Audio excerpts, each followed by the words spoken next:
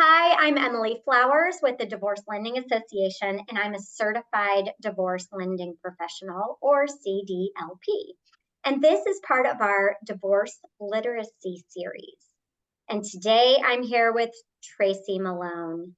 And Tracy is a narcissist specialist in my mind, but I'm going to let Tracy tell you um, exactly what her title is and what she does and what the name of her business is so that you can get connected with her. And we'll do that more at the end. So, Tracy, thank you for coming. We've talked multiple times. I'm so grateful you're here. This topic keeps coming up, it's way mainstream. And I think it's going to be so useful to clarify so much today. So I'm so grateful to have you. Tell everybody all the things that I did not. Well, I am not a narcissist expert, but a narcissistic abuse. So I treat the people who are victims of a narcissist. Okay, And great. I'm all over the globe. I have clients in China and Dubai and you name it. I've pretty much put a pin on my map and I'm like, there's just a few countries where I haven't had somebody. So it's pretty powerful. And I have an organization, my company's called narcissistabusesupport.com. And we have more education. We just hit 2 million views for the year.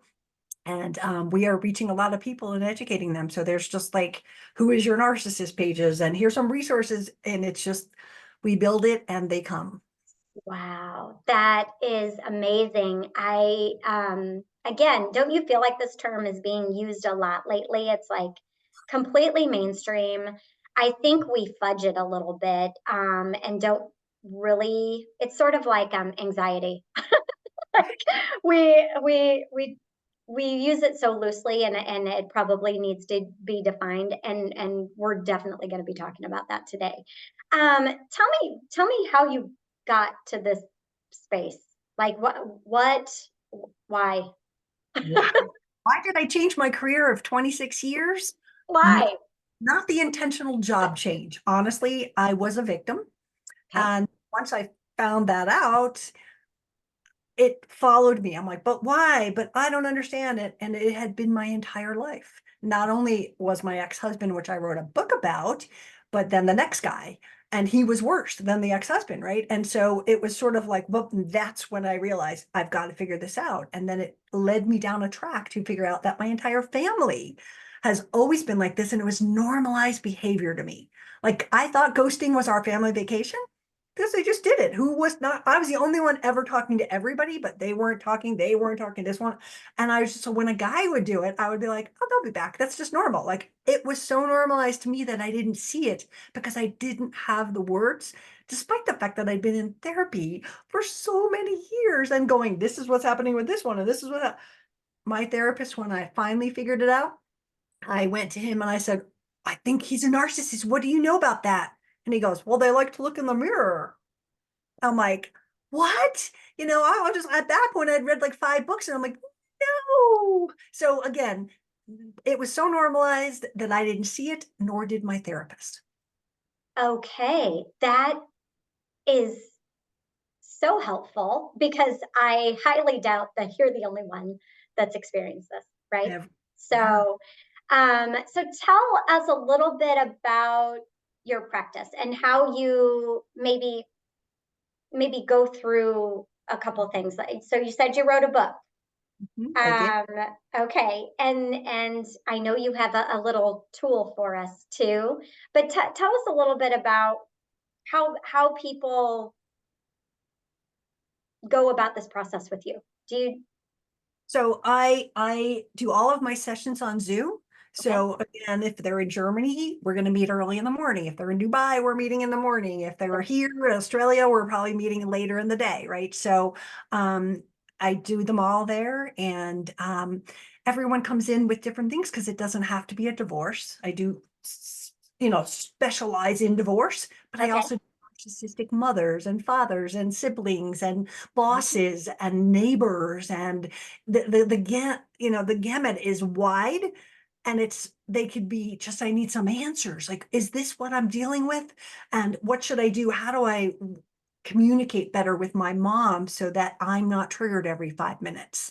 How do I handle this with my ex? Or, I'm co-parenting and it's a nightmare. How do I get there? So no matter where you are in the process, because I started out strictly narcissist abuse, and then through the writing of the book and the 3 years of research, and I just became a divorce specialist as well, knowing not only the narcissist stuff, but sort of like, ask your lawyer to do this. No, that's not how it works. And just kind of, Okay. guiding them through it. So I'm sort of the all purpose, because most divorce coaches are just divorce coaches. Mhm. And I specialize in, you know what, this is why the narcissist is doing that. And this will matter in the court and this won't.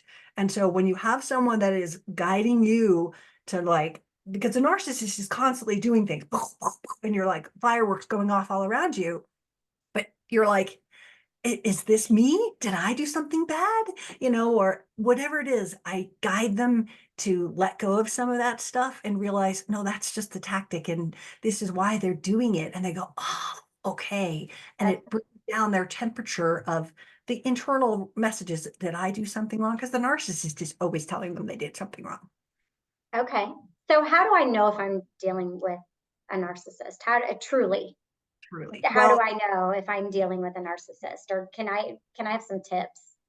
Well, you could get a rubber stamp like I have. I Stamp it tell one. people, the reason that I have that stamp is it doesn't matter what we call them, because it Mhm. is a buzzword now. It is, Yeah, it is. and people say, is it a buzzword? And there are people that go, my boyfriend's a narcissist, and they just did something mean, right? It's a lot more than just that. There's a guideline of behaviors. There's red flags that they do, the behaviors.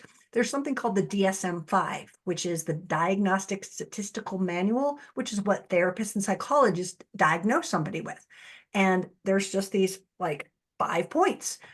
They don't make sense. And that's why a lot of therapists miss it. Like, they don't make sense to the behaviors, because it's a grandiose sense of self-importance, exaggerates achievements, believes they're special, requires excessive admiration and validation and entitlement.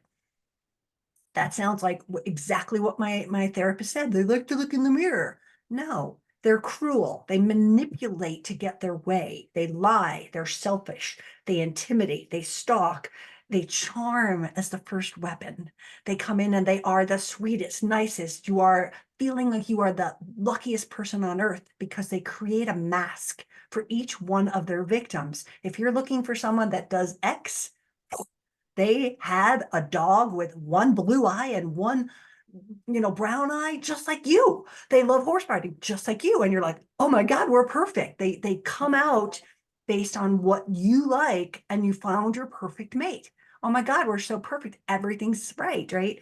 But that's the charm. That's the mask that they will wear. But then we start to see the cracks in them, right? There's always a victim story with narcissists.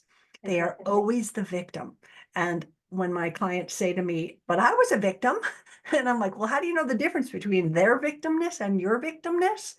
Is hopefully by now you've learned like what it is, and you've done the work, knowing your own vulnerabilities, knowing, oh my God, I didn't know how to set boundaries. I'm a people pleaser. I'm codependent.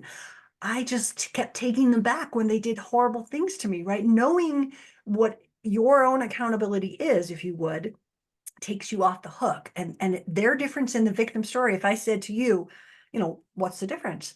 Well, I've done my work. I see that I have stuff that is not, not responsible for it, but vulnerabilities. But the Okay. narcissist would say, oh, that must have been so hard. How did you deal with your ex that was they're calling the ex someone they're a victim of. And they go, well, I learned that she is a blankety blank. And they start screaming and getting all angry. They didn't do their work, right? So they'll say all these things, but it's lies, right? They're gaslighters, which means they are literally trying to change the way you think about things. A gaslighting is a way to change their perception of what you saw, heard, or thought. So if they said something last week and said, the sky is purple, and you said last week the sky is purple. It's not. And they would say, no, I said that. And they would do everything they can to convince you that the sky was purple and that you were wrong. And so, again, that's a very big, stupid example. But whatever it is, I didn't leave the milk out. I didn't not fill up the car. I didn't, whatever it is, they're going to accuse you of and lie to you to make you think it. And eventually people give in and just surrender to the gaslighting. And that's when they've totally lost them. Okay. Is there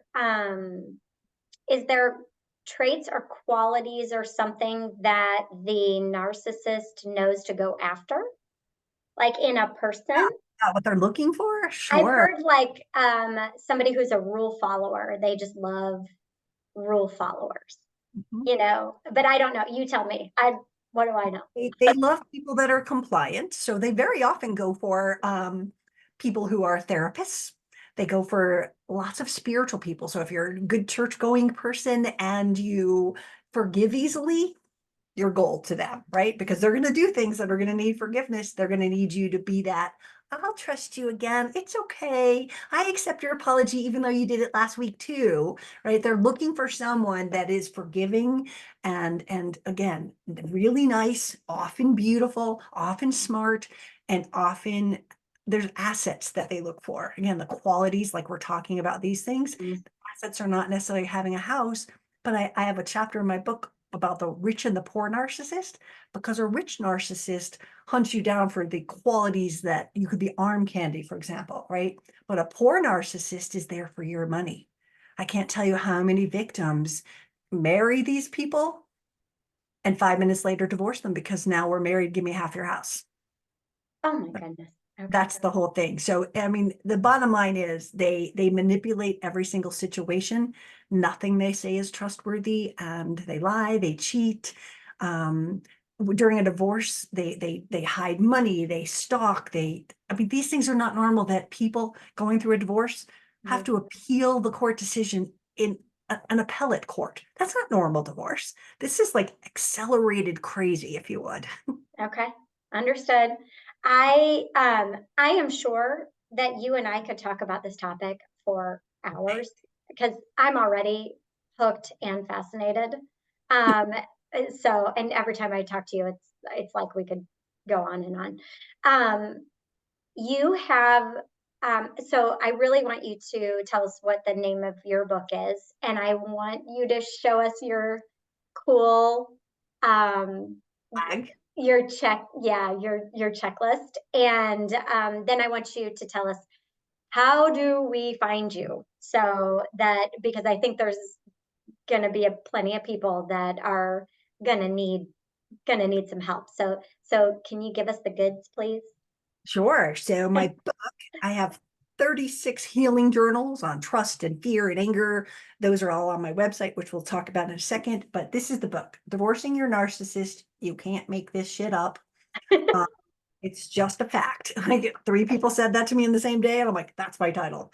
And so let's see. So that was the first part. Second part is the red flag checklist that they Yeah. can download, and we'll give you a link to this. But Okay. it is 2 pages of all the things that you need to know. How does they act? What are you watching out for? What happened?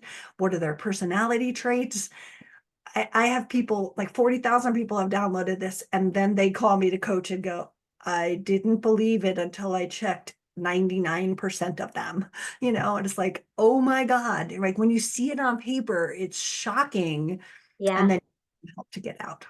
Okay. Uh, the last thing was how you find me. So the Yes. best place is going to my website, which is narcissistabusesupport.com. Okay. Social things are there. I'm everywhere.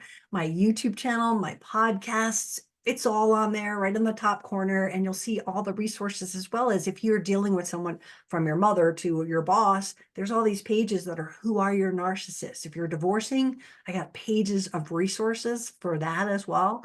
So it's all there. Can't miss it. Wow. Well, I mean, how helpful is that? So, well, we'll definitely link that in the show notes. And when we post this, naturally, I have a feeling you might go viral. This is amazing. I thank you so much. I love that I get to meet people who are true resources in the divorce space. And you are definitely one of them. And I love that you can help anybody all over the world. I am in a very, little Bubble. part of, the Midwest, and that's okay. But we have narcissists too. So we want you to help us too. So I encourage you to give her a call, download her red flags analysis, buy her book, do whatever it takes to help yourself in this situation. And I am so grateful to have you on here. So thank you so much. Thank you for having me. So thanks.